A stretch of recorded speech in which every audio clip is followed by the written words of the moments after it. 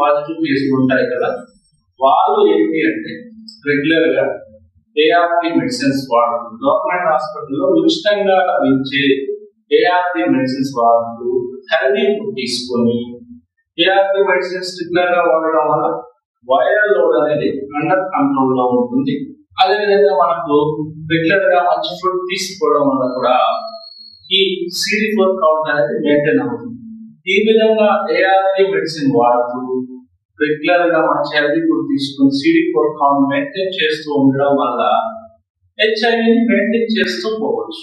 మరి దానికి సరైన డాక్టర్ పర్యవేక్షణలో ఏఆర్టీ మెడిసిన్స్ వాడుతూ CD4 కౌంట్ అనేది మెయింటైన్ చేసుకుంటే మనం ఈ హెచ్ఐవి ఎయిడ్స్ అనే వ్యాధిని కంట్రోల్లో ఉంచుకోవచ్చు. కాబట్టి ఇది వచ్చింది అనగానే భయపడిపోకుండా ఈ ఏఆర్టీ మెడిసిన్స్ వాడడం